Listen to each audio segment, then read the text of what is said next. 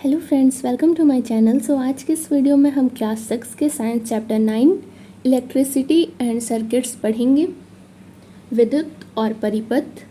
हम विद्युत का उपयोग अपने बहुत से कार्यों को आसान बनाने के लिए करते हैं, जैसे कि हम विद्युत का उपयोग कुएं से पंप द्वारा जल बाहर निकालने या ज़मीन की सतह से जल को छत पर रखी हुई टंकी में पहुंचाने के लिए करते हैं।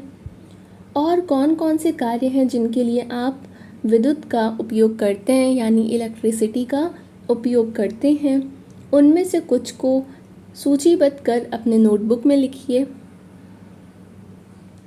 क्या आपकी सूची में प्रकाश के लिए विद्युत का उपयोग सम्मिलित है? सूरज छिपने के बाद भी विद्युत हमारे घरों, सड़कों, दफ्तरों और फैक्ट्रियों को प्रकाशित करती है। ये रात में लगातार काम करने में हमारी सहायता करती है।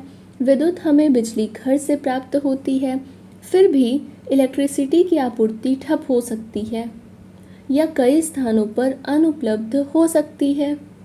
ऐसी स्थिति में प्रकाश के लिए टॉर्च का उपयोग करते हैं। टॉर्च में एक बल्ब होता है।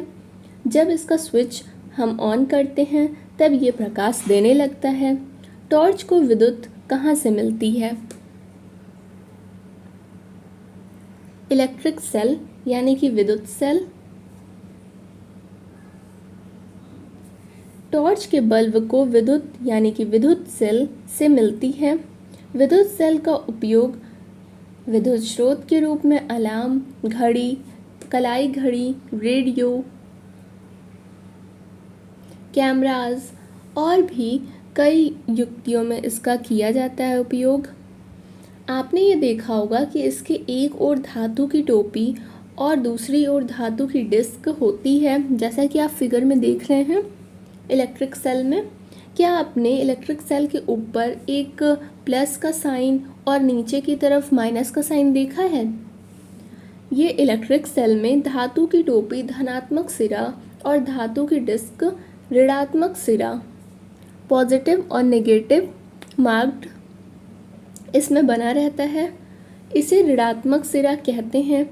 सभी इलेक्ट्रिक सेलों में दो सिरे होते हैं, जिनमें एक पॉजिटिव और दूसरा नेगेटिव टर्मिनल बना होता है। इलेक्ट्रिक सेल में संचित रासायनिक पदार्थों में से विद्युत उत्पन्न करता है। जब विद्युत सेल में संचित रासायनिक पदार्थ इस्तेमाल कर लिए जाते हैं तब विद्युत सेल विद्युत पैदा करना बंद कर देता है। अब यहाँ पर क्वेश्चन दिया गया है। आपने विद्युत खंभों, विद्युत उपकेंद्रों और अन्य स्थानों पर इस प्रकार का साइन देखा होगा। ये दर्शाता है कि विद्युत का उपयोग उचित रूप से न किया जाए तो ये अत्यंत खतरनाक हो सकती है। यदि विद्युत यानी इलेक्ट्रिसिटी और इलेक्ट्रिसिटी की जितनी भी डिवाइसेस हैं उसको असावधानीपूर्वक बरता जाए तो ये गंभीर चोट या मृत्यु तक का कारण बन सकती है। आपको कभी भी विद्युत के तारों और सॉकेट के आदि से प्रयोग करने का प्रयत्न नहीं करना चाहिए। ये भी याद रखिए कि जनित पोर्टेबल जनरेटर द्वारा उत्पन्न विद्युत भी इतनी ही खतरनाक है। विद्युत संबंधी सभी एक्टिविटी के लिए केवल साधारण बैटरी का ही प्रयोग करना चाहिए। उस विद्युत सेल इलेक्ट्रिक सेल को एक नए इलेक्ट्रिक सेल से बदलना पड़ता है। टॉर्च के बल्ब में कांच का एक बाहरी आवरण धातु की सतह पर चिपका होता है, जैसा कि यहाँ फिगर में आप देख सकते हैं फिलामेंट और टर्मिनल्स। बल्ब के कांच के आवरण के अंदर क्या होता है? एक्टिविटी 1, एक टॉर्च लीजिए और इसके बल्ब के अंदर देखिए। आप अपने टीचर की सहायता से इस बल्ब को टॉर्च से बाहर भी निकाल सकते हैं और आप क्या देखते हैं? क्या आप कांच के बल्ब के बीच एक पतला तार देखते हैं? अब टॉर्च का स्विच दबाइए और देखिए कि बल्ब का कौन सा भाग जलता है। प्रकाश उत्सर्जित करने वाले पतले तार को बल्ब का तंतु कहते हैं, यानी कि फिलामेंट कहते हैं। ये तंतु दो मोटे तारों के बीच लगा होता है। ये मोटे तार तंतु को आधार प्रदान करते हैं। इन मोटे तारों में से एक मोटा तार बल्ब की सतह पर धातु की ढांचे से जुड़ा हुआ होता है और दूसरा तार आधार केंद्र पर धातु की नोक से जुड़ा होता है। बल्ब के आधार पर धातु का ढांचा और धातु की नोक बल्ब के दो टर्मिनल हैं। ये दोनों टर्मिनल इस प्रकार लगाए जाते हैं कि ये एक दूसरे को न छुएं। घरों में उपयोग होने वाले जितने भी बल्बों को बनाया गया है या लगाया जाता है इसी संरचना पर होती है। इस प्रकार विद्युत सेल और विद्युत बल्ब दोनों में ही दो दो टर्मिनल होते हैं। इनमें से ये दो टर्मिनल क्यों होते हैं, यहाँ क्वेश्चन दिया गया है, यानी कि चेतावनी। विद्युत सेल के दो टर्मिनलों में से जुड़े तारों को स्विच और बल्ब जैसी युक्ति को बीच में जोड़े बिना आपस में कभी भी ना मिलाएं, और आप ऐसा करेंगे तो ये विद्युत सेल के रासायनिक पदार्थ बड़ी तेजी से खर्च हो जाएंगे और सेल कार्य करना बंद कर देगा। A bulb connected to an electric cell, विद्युत सेल से जुड़ा हुआ बल्ब। आइए विद्युत सेल का उपयोग करके एक बल्ब को दीप्तिमान करने का प्रयास करते हैं। ऐसा हम किस प्रकार करते हैं? एक्टिविटी 2, अलग अलग रंगों के प्लास्टिक का आवरण चढ़े विद्युत तार के 4 टुकड़े लीजिए। प्रत्येक तार के टुकड़े के दोनों सिरों से प्लास्टिक आवरण को हटा लीजिए। इस प्रकार दोनों सिरों पर धातु का तार अनावृत हो जाएगा। दो तारों के अनावृत भागों को विद्युत सेल और दूसरे दो बल्ब से, जैसा कि इस फिगर में आप देख सकते हैं, उसको जोड़ दीजिए। बल्ब के साथ तारों को जोड़ने के लिए आप विद्युत रोधी टेप, बिजली के मिस्त्रियों द्वारा जो उपयोग की जाती है, और सेल के लिए रबर बैंड या टेप का उपयोग कर सकते हैं। अब बल्ब और विद्युत सेल को अलग अलग 6 भिन्न ढंगों से जोड़िए, जैसा कि आप यहाँ फिगर में देख सकते हैं। प्रत्येक व्यवस्था में देखिए कि बल्ब कैसे जल रहा है या नहीं। प्रत्येक व्यवस्था के लिए हाँ या नहीं लिखिए। अब इन व्यवस्थाओं को ध्यानपूर्वक देखिए और जिनमें बल्ब जल रहा है इन व्यवस्थाओं की तुलना दूसरे व्यवस्थाओं से कीजिए जिनमें बल्ब नहीं जल रहा है। क्या आप इस अंतर का कारण बता सकते हैं? विद्युत सेल के एक टर्मिनल से प्रारंभ करके अपनी पेंसिल की नोक को तार के अनुदिश बल्ब तक लाइए। अब बल्ब के दूसरे टर्मिनल से प्रारंभ करके विद्युत सेल से जुड़े दूसरे तार के अनुदिश पेंसिल की नोक को लाइए। इस कार्य को जैसा फिगर में दिखाया गया है उस तरह से शेष व्यवस्थाओं के लिए दोहराइए। क्या उन व्यवस्थाओं में बल्ब जलता है जिनमें सेल के एक टर्मिनल से वापस दूसरे टर्मिनल तक पहुंचने में पेंसिल को ऊपर उठाना पड़ता है?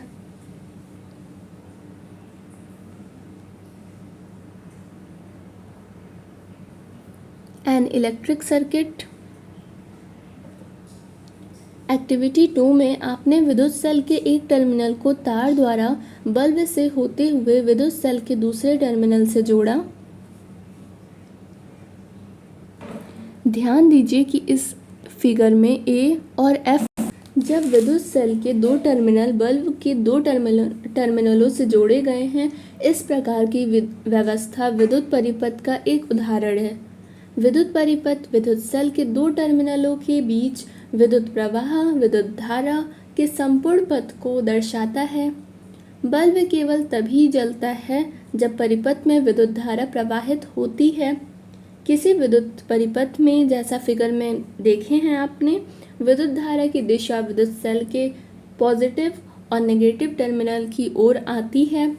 जब बल्ब के टर्मिनलों को तार के द्वारा विद्युत सेल के टर्मिनलों से जोड़ा जाता है तो बल्ब के तंतु से होकर विद्युत धारा प्रवाहित होती है। कभी कभी विद्युत बल्ब विद्युत सेल से जुड़े होने पर भी दीप्त नहीं होता है, यानी कि जलता नहीं है। ऐसा बल्ब के फ्यूज होने के कारण हो सकता है। फ्यूज बल्ब को ध्यानपूर्वक देखिए, क्या इसका तंतु अक्षुण्ण है? विद्युत बल्ब कई कारणों से फ्यूज हो सकता है। इनमें से एक कारण है बल्ब के तंतु का खंडित होना। बल्ब का तंतु खंडित होने के कारण विद्युत सेल के टर्मिनलों के बीच विद्युत धारा का परिपथ टूट जाता है। इसलिए फ्यूज बल्ब के तंतु से विद्युत धारा प्रवाहित न होने के कारण ये दीप्तिमान नहीं होता है। क्या आप ये बता सकते हैं कि जैसा कि फिगर में आप बता सकते हैं कि ये BCDE जो फिगर है उसमें आपके प्रयास करने पर भी बल्ब जला क्यों नहीं? अब हमें ज्ञात है कि विद्युत सेल का उपयोग कर बल्ब को दीप्तिमान कैसे किया जाता है। क्या आप अपने लिए एक टॉर्च बनाना पसंद करेंगे?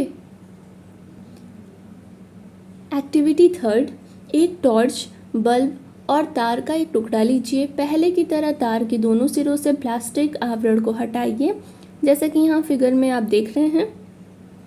उसके अनुसार एक सिरे को बल्ब के धातु के ढांचे के चारों ओर लपेटिए।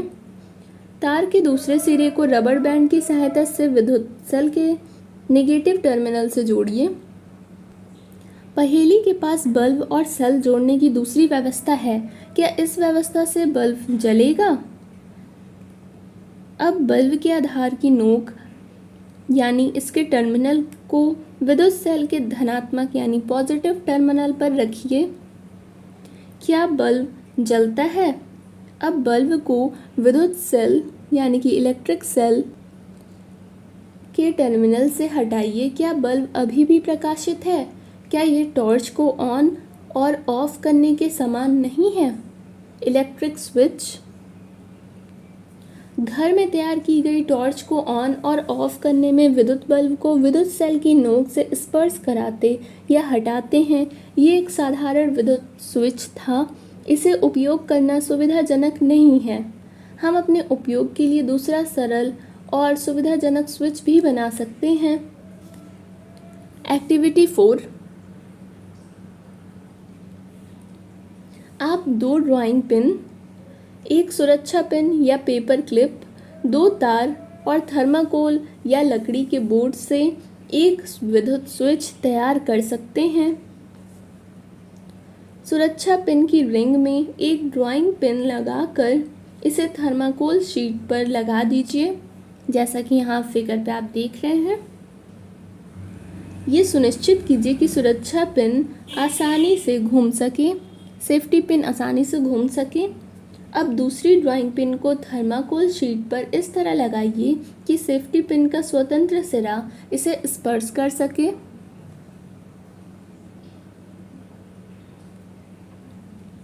इस प्रकार जुड़ा हुआ सेफ्टी पिन इस एक्टिविटी में आपका स्विच होगा। अब विद्युत सेल बल्ब और स्विच को इस फिगर में जिस तरह दिखाया गया है उस तरह जोड़कर परिपथ को पूरा कीजिए। सुरक्षा पिन को इस तरह घुमाइए कि उसका स्वतंत्र सिरा दूसरे ड्राइंग पिन को छुए। आप क्या देखते हैं? आप सुरक्षा पिन को ड्राइंग पिन से हटाइए। क्या बल्ब अब भी जलता रहता है? जब सुरक्षा पिन दोनों ड्राइंग पिनों से स्पर्श करता है तब वो दोनों ड्राइंग पिनों के बीच के रिक्त स्थानों को भरता है। तब इस स्थिति में स्विच को ऑन कहते हैं। और चूंकि सुरक्षा पिन का पदार्थ विद्युत धारा को अपने में से ही प्रवाहित होने देता है, विद्युत परिपथ पूरा हो जाता है। इस तरह बल्ब दीप्तिमान होता है। इसके विपरीत जब सुरक्षा पिन दूसरी ड्राइंग पिन से स्पर्श नहीं करती है तो विद्युत बल्ब दीप्तिमान नहीं होता। इस तरह ड्राइंग पिनों के बीच का रिक्त स्थान बंद नहीं होता है।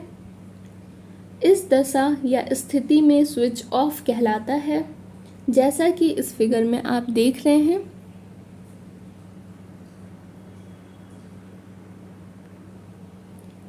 स्विच एक सरल युक्ति है जो परिपथ को जोड़ या तोड़ सकती है।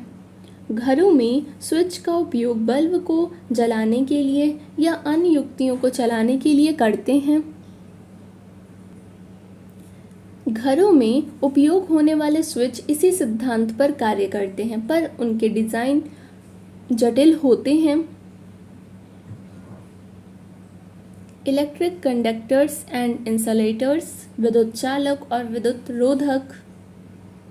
हमने अपने सभी एक्टिविटी में परिपथ को पूरा करने के लिए धातु के तार का उपयोग किया था। मान लीजिए परिपथ बनाने के लिए धातु के तारों के स्थान पर हम सूती धागे का उपयोग करते हैं। क्या आप सोचते हैं कि इस व्यवस्था में भी बल्ब दीप्तिमान होगा?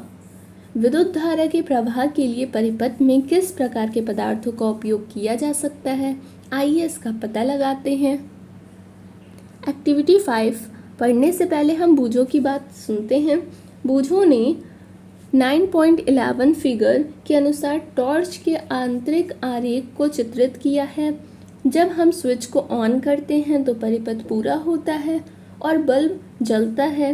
क्या आप इस चित्र में लाल रेखा खींचकर पूरे परिपथ को इंगित कर सकते हैं?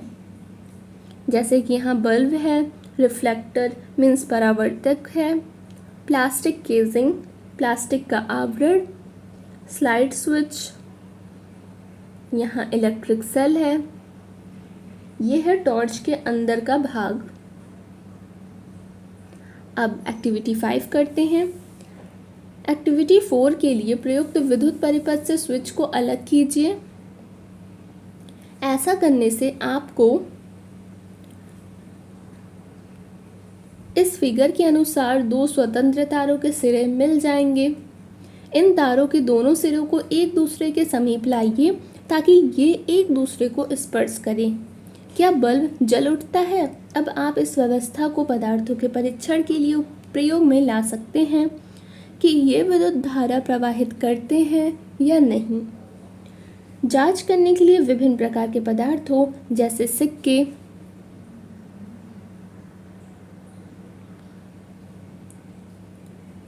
कॉर्क, रबर, कांच, चाबियाँ, पिन, प्लास्टिक का स्केल, लकड़ी का गुटका, एल्युमिनियम की पत्ती, मोमबत्ती, सिलाई मशीन की सुई, थर्माकोल, कागज और पेंसिल की लीड, ये सब इकट्ठा कीजिए। चालक परीक्षित के तारों के स्वतंत्र सिरों को प्रत्येक नमूने से बारी बारी स्पर्श करिए। ध्यान रखिए कि दोनों तार एक दूसरे को स्पर्श ना करें। क्या हर बार बल्ब जलता है? और इस टेबल को अच्छे से अपनी नोटबुक में बना करके अपने रिकॉर्ड को ऑब्जर्वेशन करिए। क्या आप अब क्या पाते हैं? परीक्षण के लिए उपयोग किए गए कुछ पदार्थों से तारों के स्वतंत्र सिरे लगाने पर बल्ब दीप्तिमान नहीं होता है। इसका अर्थ ये है कि ये पदार्थ विद्युत धारा को अपने अंदर से प्रवाहित नहीं होने देते। इसके विपरीत बल्ब के जलने से ये पता चलता है कि कुछ पदार्थ अपने अंदर से विद्युत धारा का प्रवाह होने देते हैं। जो पदार्थ विद्युत धारा का प्रवाह होने देते हैं वे विद्युत चालक हैं। विद्युत रोधक अपने अंदर से विद्युत धारा को प्रवाहित नहीं होने देते हैं। और जो टेबल में जितने नाम बताए गए थे उसकी सहायता से जो विद्युत चालक हैं और उन पदार्थों की जो विद्युत रोधक हैं उसका कॉलम यहाँ पर बनाइए। आपने क्या निष्कर्ष निकाला है? कौन से पदार्थ विद्युत चालक हैं, कंडक्टर्स हैं, और कौन से विद्युत रोधक? आपने चैप्टर 2 के उन पदार्थों को याद कीजिए जो चमकदार होते हैं। क्या वे विद्युत चालक हैं? अब आप आसानी से समझ सकते हैं कि तारों को बनाने के लिए तांबा, एल्युमिनियम और अन्य धातुएं क्यों प्रयुक्त की जाती हैं। आइए एक्टिविटी 4 को याद करें जिसमें हमने स्विच के साथ एक परिपथ बनाया था। जब स्विच खुली स्थिति में था तब क्या 2 ड्राइंग पिन थर्माकोल शीट से जुड़े हुए नहीं थे? लेकिन आप जानते हैं कि थर्माकोल एक विद्युत रोधक है। रिक्त स्थान में जब वायु होती है तब क्या होता है? चूँकि स्विच के 2 ड्राइंग पिन के बीच में जब केवल हवा थी तो बल्ब दीप्तिमान नहीं होता है।